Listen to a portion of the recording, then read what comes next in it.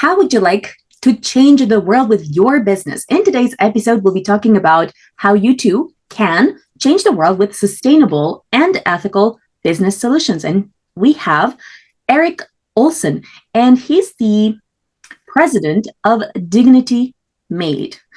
What's so special about Erik is that he figured out a way to make a massive difference with his business. And he'll tell us a little bit more about that. So the first question I have is, what's the secret to your success? And how does starting a sustainable, ethical business have anything to do with that? Welcome to Awakened Titans podcast with Lily Patrascu. Mind-blowing conversations with influential business titans sharing how you can manifest abundance, love, joy, success through quantum awakening, quantum manifestation, quantum healing, quantum miracles, exponential business growth, and innovative products and services. Well, I think for us, we kind of stumbled upon our business. We didn't plan on starting a business.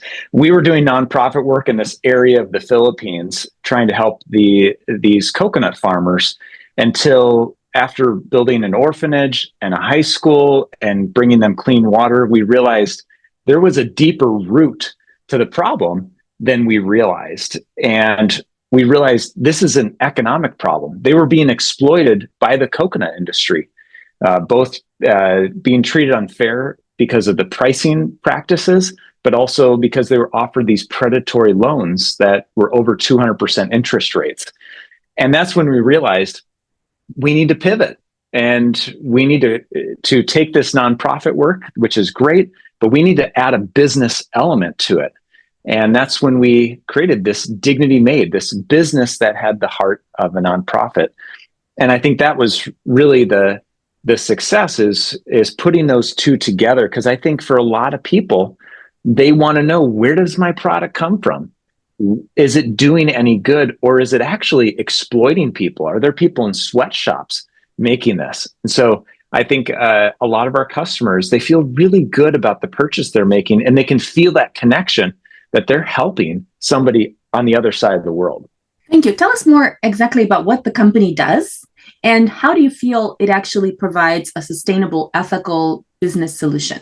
So our company buys coconuts from these extremely poor coconut farmers. We buy at a fair price, and we help them get out of those predatory loans. And then we take those coconuts and we make world-class coconut products. So our main product is our raw virgin coconut oil. And actually, we have all of our workers sign the lids of the jars that are being made that day. So you can go to the QR code and see Josie's story and how you're making an impact through your purchase. But really, what we're doing is we found that so many of these coconut farmers, they would get into these cycles of debt. With their backs against the wall, they would have to usually sell their farm.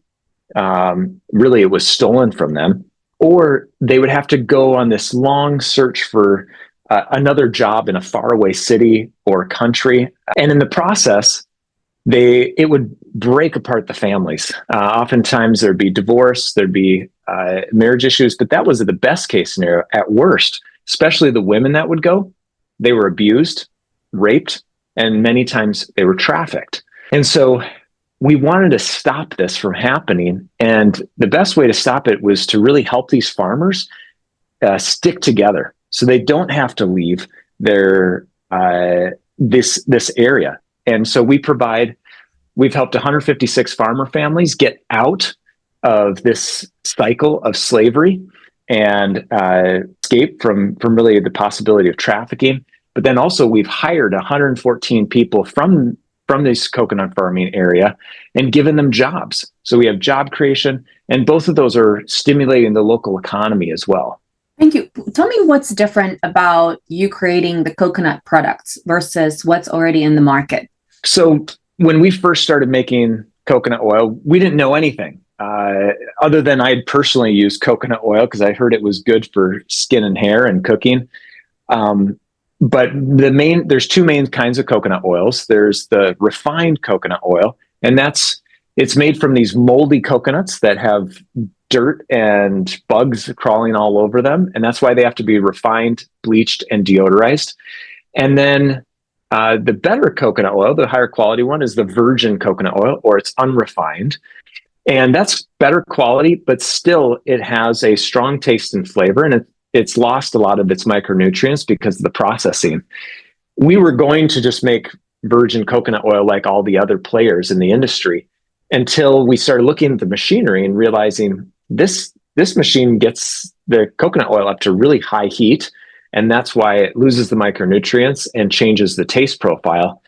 So we looked at olive oil and found that the best olive oils use a centrifuge to create their best olive oils. We tried it with our coconut cream, put the cream in. Out one end came the coconut milk, and the other end came the coconut oil, and it was fantastic. And we started sending it out to others who were really well known in the industry, and everybody reported, this is the best coconut oil I've ever tasted. So we have a uniquely better product that's proprietary, and that's our main flagship product. We have other products like lip balms and other things that we make as well. But the coconut oil is really something we're really proud of. Thank you. Tell us what's the pricing difference in terms of if you were to compare your products with other products that are currently on Amazon or in local supermarkets. How does the pricing compare? Yeah, we have a higher price point. Part of that's because we're not exploiting the farmers. Part of it is because of the higher quality coconut oil that we make. So ours is about twice as much as some of our competitors, and but our customers, that once they try the product and they see the difference and taste the difference, they're hooked, and that's exciting. But yeah, the price point is a challenge for us. We don't, it's hard to compete against these value brands that are just trying to get the cheapest oil out there. Thank you. Do you find that you've managed to already marry profit with sustainability and with kind of creating a business that is not only providing a sustainable product, but is also sustainable in terms of making, the profit big enough to kind of make it long lasting for the future? Yeah. So I think most of the time when we think about business and nonprofit, we think of them as pretty separate. It's real common to see a business that says, hey, 1% of our profits are going to go to this nonprofit, or you buy you buy this thing and we're going to give this much money away to nonprofits, or buy a pair of shoes, we'll give a pair of shoes. And so we kind of have this model. It's got to be either or. But we found a lot of these businesses, really what they're doing is they're squeezing every bit out of their business. Oftentimes they're exploiting people within their business, sweatshops, or other ways to take advantage of people and push down the little guys especially. But then they want to look generous. And so they offer a little bit of their profit, which, by the way, a 1% of their profit is not that generous, really, especially if 1 year you don't have a profit. But they want to look profitable, and they feel, and sometimes it's a marketing ploy. Their marketing team comes up with an idea of, hey, if we give this much money away. For example, there's grocery stores that they talk about the things that they're giving away to, but actually, if you look down deep, it's not them. They didn't put any money into it. It was their vendors. They were asking the vendors that they buy from, hey, would you support this program? Would you give to this foundation so we can do this or that? And the grocery store actually didn't contribute hardly anything to that. So this is a problem. The buy one, give one whole idea, we think that's problematic too, because when you're giving something for free, it competes with the local economy. I have a friend that she was in Honduras, and there was a guy handing out shoes to people. Well, that local shoemaker went out of business that day. Somebody lost a job because Tom's Shoes came in with 1,000 pairs of shoes, and all of a sudden everybody has shoes for free. They don't need the local shoemaker. So we believe that if we can marry the best of business in terms of economic development, fair trade, creating jobs, if we can do that well in a way that provides people dignity and do some holistic community development, help people get clean water, give them access to medical care, help them get out of debt and help them learn to save, give them financial literacy, skills training. If we can combine those together in a business, it'll have a radical impact on a community. And that's what we're seeing on this community in the Philippines. It's very rural, but it's a community of about 30,000 people. And we have a direct impact on 2,000 of them. And we're seeing a big difference. Thank you. Have you noticed that basically the way that the business is running, it feels like it's sustainably going ahead, even though the pricing is a lot higher? It is. We are not at a break-even level quite yet. We're very close, and so no, that's kind of our final piece to prove that this is a good model. So we are looking for ways to how do we grow. It is sustainable on a unit level, but we need to double in size to reach that sustainable level. We have a lot more capacity at our plant, and our farmers, they're asking us, hey, we want to sell more of our coconuts to Dignity. They love working with us, and many of them have been able to send their kids to college. They're giving their families 3 meals a day, which is not always the case with these farmers. And so they want to sell more of their coconuts to us.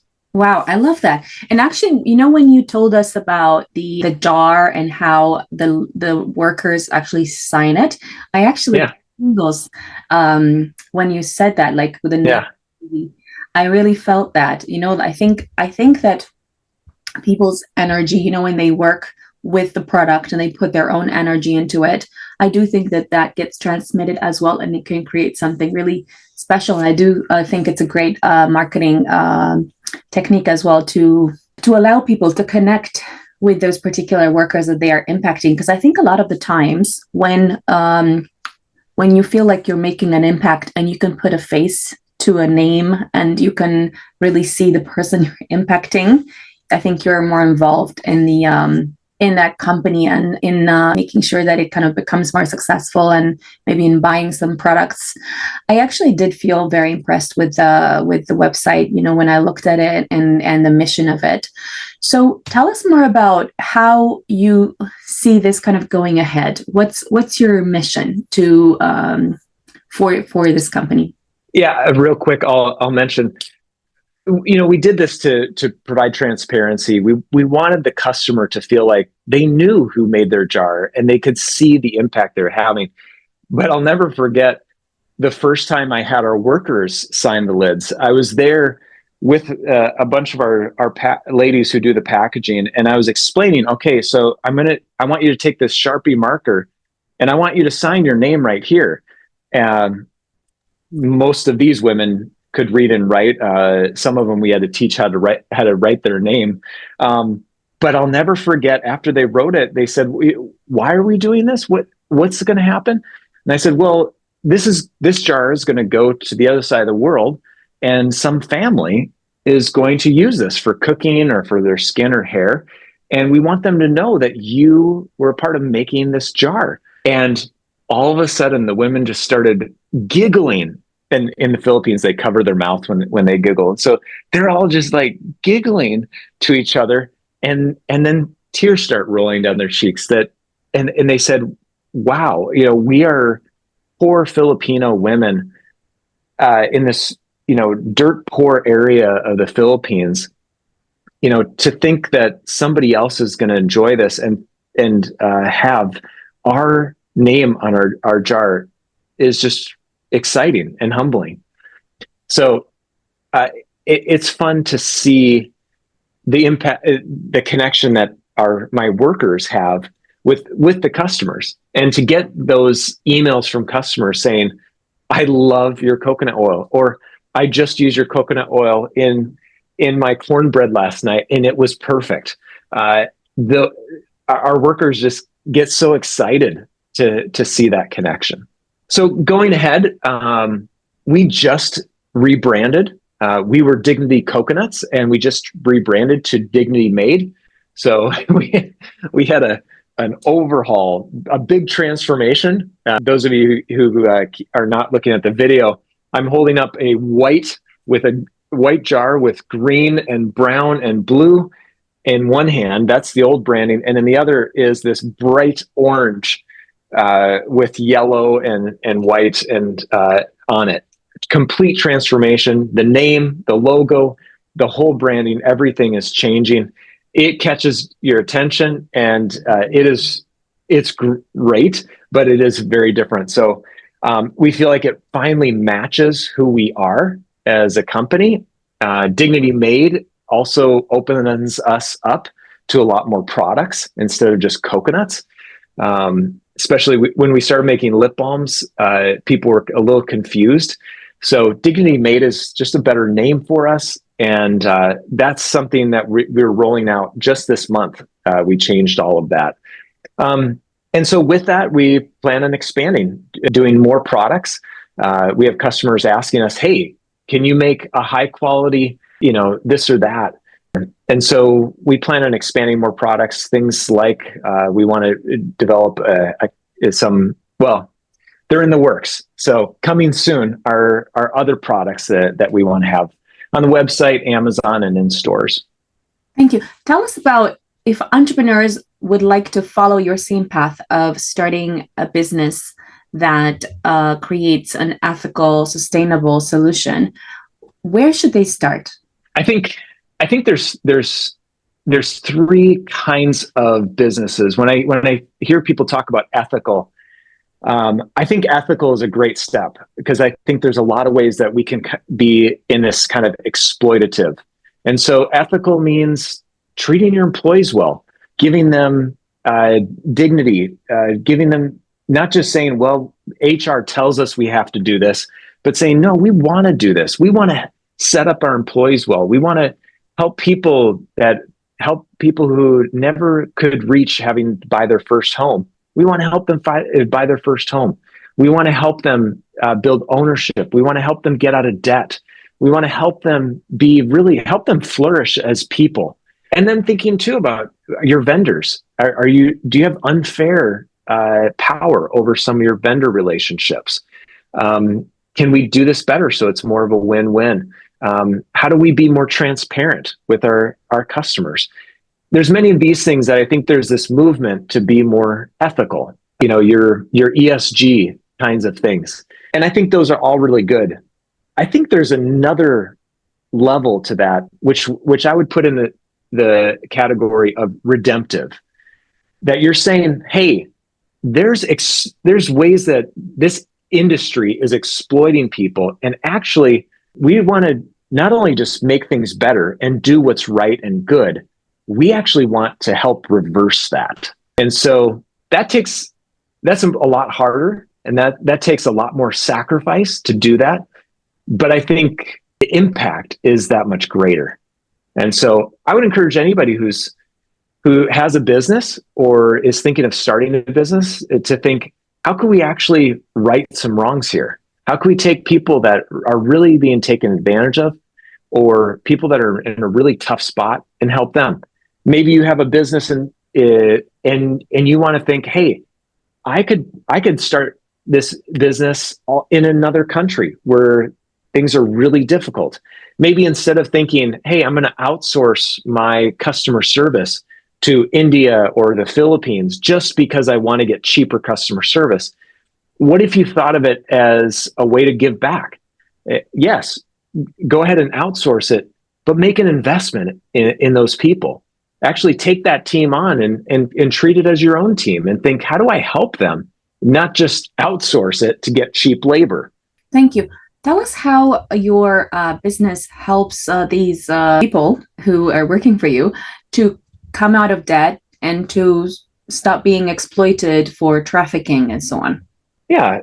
So in terms of the trafficking, the biggest thing we're doing is giving them an opportunity to work in our area, and for the farmers, so that they don't have to send away the wife or the husband or children to go work someplace else. And that's where the trafficking usually happens. And so we're stopping that. We're keeping the families together. And then, sorry, I got off on a different track. Tell me the question again. So, how does your business help your employees to stay away from being trafficked or enslaved by high debts? Yeah, we do a lot of education on debt. We help the way that people get into debt. It's not very clear what the interest rate is, and so we do some financial literacy on how do you calculate an interest rate, where a lot of times the interest rates are, for every 6 coconuts, you give me this many coconuts. How do you put that into a calculation to determine, is this a good loan or a bad loan? Because loans are not inherently evil, but many of the ones in the Philippines are.